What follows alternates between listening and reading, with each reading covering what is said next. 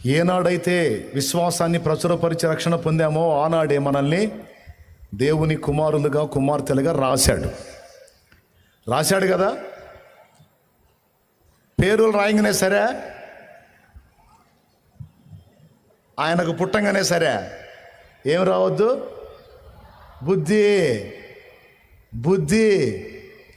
ఆ బుద్ధిని మనల్ని రూపుదిద్ది ఆయన బుద్ధి మనకు ప్రసాదించి ఆ వ్యక్తిత్వము ఆ స్వభావం మనకు వచ్చేటట్టు చేసి మనల్ని కూడా దేవుడు తన పక్కన కూర్చోబెట్టుకోవాలని ఆశపడుతున్నాడండి.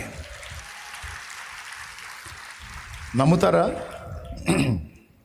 మిమ్మల్ని అందరినీ సేవకుల్ని చేసి నా పక్కన కూర్చోబెట్టుకోవాలని నా ఆశ ఉందండి. వీళ్ళలాగే మిమ్మల్ని అందరినీ సేవకుల్ని చేసి సేవకురాళ్ళని చేసి నా పక్కన కూర్చోబెట్టుకోవాలని నాకు ఆశ ఉంది. తప్ప న్యాయమేనా? అవుతారా? దేవుడి చిత్తం అయితే అవుతాంలే అన్నా అని చెప్పండి. నేను ఎలాగైతే ఆశపడుతున్నానో నేను కూర్చున్న దాని ప్రక్కన మీరు కూడా కూర్చోవాలని నా ప్రభు, నా యేసయ్య మనల్ని అక్కడ కూర్చోబెట్టాలని అంత బాధపడ్డాడండి. మనల్ని ఆయన దగ్గర కూర్చోబెట్టాలని అదిగో ఆ సిలువను మోసాడండి, అదిగో ఆ శ్రమను అనుభవించాడండి. అదండి అసలు ఆయన ప్లాన్.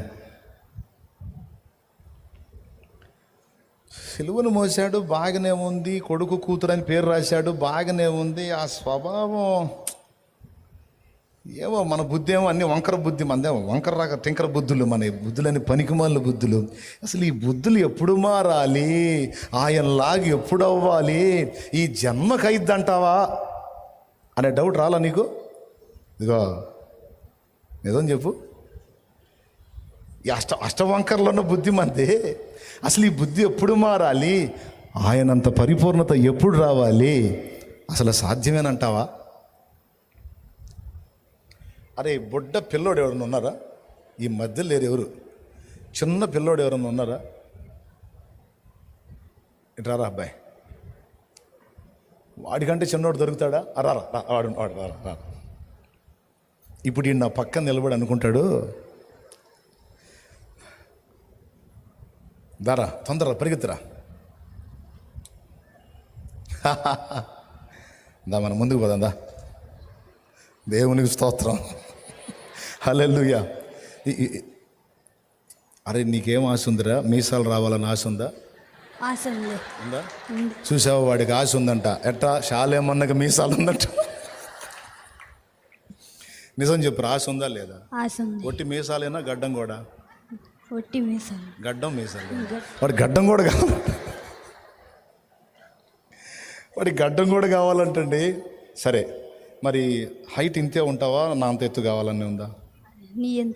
నా అంత ఎత్తు కావాలని ఉంది. చూడండి, వాడికి గడ్డం కావాలి, మీసాలు, నా అంత ఎత్తు కూడా కావాలి, అంతేనా? నా అంత లావు కావాలని ఉందా? ఇట్నే సన్నంగా ఉండాలని ఉందా? నా అంత లావు. రైట్. ఏది మా ఇద్దరిని చూపించిన ఆయన కెమెరా.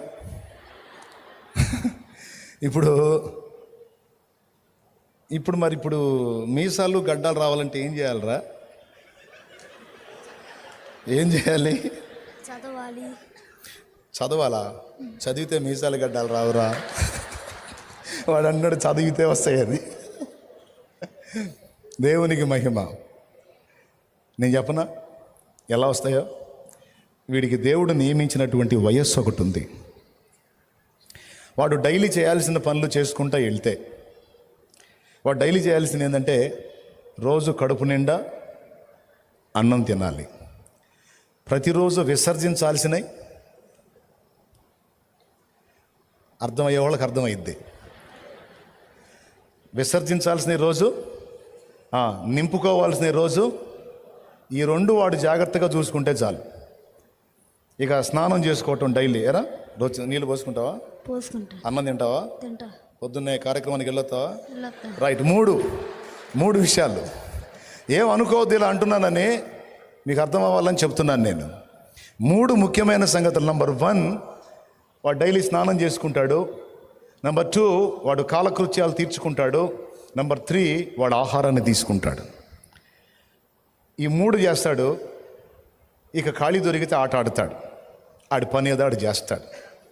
అంతేగాని రోజు కూర్చొని ఆ మీసాలు రావాలి అని వాడు ఇక్కడ ఈ పెదవి మీద చేపెట్టి ఇలా అంటే వచ్చిందా? నో. దేవుడు వానికి సృష్టిలో ఎలా పెట్టేశాడంటే, వానికి ఒక ఏజ్ వచ్చినప్పుడు వాని చర్మంలో మార్పు వచ్చేస్తుంది. చాలా స్మూత్గా ఉన్న ఈ చర్మం మందం వచ్చేస్తుంది. ఈ చర్మంలో నుంచే వెంట్రుకలు మొలకెత్తడం మొదలవుతాయి. దేవుడు ఏ షేప్ ఇచ్చాడో ఆ షేప్ వాడికి తెలియకుండానే ఓపెన్ అయిపోద్ది. ఏ హైట్ వాడిని డిజైన్ చేశాడో ఆ హైట్ వాడికి తెలియకుండానే, వాడికి అర్థం కాకుండానే వాడు పెరిగిపోతా ఉంటాడు. అంతేనా?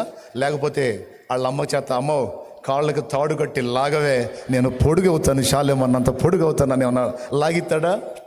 రోజు వాళ్ళ అమ్మ అని పడేసి కాళ్ళు ఎప్పుడన్నా లాగిందా? లాగింది. ఎప్పుడు కాళ్ళు నొప్పుట్టినప్పుడు లాగుంటుంది. పొడుగు పెరగాలని లాగలేదుగా. పొడుగు పెరగాలని లాగలేదండి, కాళ్ళు నొప్పుట్టినప్పుడు లాగిందంట. దేవునికి స్తోత్రం కలుగును గాక. అంటే గమనించాలి, ఒక ఏజ్ వచ్చినప్పుడు, బాగా వినండి, ఒక ఏజ్ వచ్చినప్పుడు, దేవుడు నియమించినటువంటి టైం వచ్చినప్పుడు వాడు ఆటోమేటిక్గా వాడికి తెలియకుండానే వాడి బాడీలో మార్పులు వచ్చేస్తాయి. వాడి శరీరం వెడల్పు అవుతుంది, ఎత్తు అవుతుంది, వాని ముఖంలో మార్పు వస్తుంది, వానికి మీసాలు గడ్డలు వచ్చేసి వాడి ఆకృతి పరిపూర్ణతలోకి వస్తుంది. ఇది వాడికి తెలిసి వస్తుందా, తెలిసి తెలియకుండానే వచ్చేస్తుందా? అర్థం అయ్యి కాకుండానే జరిగిపోయిద్ది. That's all. అష్టవంకరలో ఉన్న నా బుద్ధి దేవుని బుద్ధిలాగా ఎప్పుడు మారిద్దన్నా అన్న డౌట్ నీకు అక్కరలా. నువ్వు ఆశ కలిగి ఉంటే, ఈ చిన్నోడు శాలేమన్న నీలాగా నేను కావాలని ఆశ కలిగినట్టు నువ్వు దేవునిలాగా అవ్వాలన్న ఆశ నువ్వు కలిగి ఉంటే చాలు. అది దేవుని నువ్వు అడుగుతూ ఉంటే చాలు. ఆయన చెప్పిన 3 సంగతులు నువ్వు ఫాలో అయితే చాలు. ప్రతిరోజు దేవుని వాక్యాన్ని నువ్వు తినాలి. ప్రతిరోజు దేవుడు చేయొద్దన్న పనులని విసర్జించటాన్ని మొదలు పెట్టాలి. ఈ పని దేవుడికి నచ్చదు కదా, నేను ఈ చండాల మాటలు మాట్లాడితే నా తండ్రికి నచ్చదు కదా, మానేసేయాలి నేను అని చిన్న చిన్నగా కంట్రోల్ చేసుకోవటం మొదలు పెడతా ఉంటే, దేవుడు నీకు తన శక్తిని జోడించి నీకు తెలియకుండానే ఆటోమేటిక్గా నీలో పెను మార్పులు వచ్చేటట్టు ఆయన చేస్తాడు. పెను మార్పులు వచ్చేటట్టు చేస్తాడు. పొందకముందు, రక్షణ పొందకముందు నువ్వు ఎలా ఉన్నావు, ఇప్పుడు కూడా అలానే ఉన్నావా? కొన్ని మార్పులు వచ్చినాయా? కొన్ని మార్పులు వచ్చినాయి అన్నోళ్ళు చేతులు ఎత్తండి. అలా కదిలించండి, చేతులు గట్టిగా కదిలించండి. అబ్బా ఎంత బాగుందండి మీరు అట్లా చేతులు కదిలిస్తుంటే. దేవునికి మహిమ. ఆ మార్పులు ఎలా వచ్చినాయి? ఆటోమేటిక్గా చేంజ్ వచ్చేసింది. ఎవరు మార్చారు? నీకు తెలియకుండానే నీలో పనులు చేసేస్తున్నాడు ఆయన. నీకు తెలియకుండానే ఒక పసివాణ్ణి 6 అడుగుల దేహం వచ్చేటట్టు చేస్తున్న దేవుడే నీకు అర్థం కాకుండానే నీ బుద్ధిని మార్చేస్తాడు తమ్ముడా. నీకు అర్థం కాకుండానే నీ మనసు మారిపోయింది. నీకెందుకు ఆ పని ఆయన చేస్తాడుగా. ఆ పని చేసే ప్రక్రియలో, థ్యాంక్ యూ నాన్న, గుడ్ రా, వెరీ గుడ్ బాయ్, వెళ్ళు. ఆ పని చేసే ప్రక్రియలోనే దేవుడు నీ పరిస్థితులన్నిటినీ వాడుకుంటాడు. నిన్ను అలా తీర్చిదిద్ది నీలో దుష్టత్వాన్ని దొళ్ళగొట్టి వెళ్ళగొట్టి దైవ స్వభావాన్ని నీలో నింపటానికి దేవుడు పూనుకున్నాడు గనక కొన్ని రకాల పరిస్థితుల్ని, కొన్ని మేలుకరమైనవి ఉంటాయి, కొన్ని కీడుకరమైనవి కూడా అనిపిస్తాయి.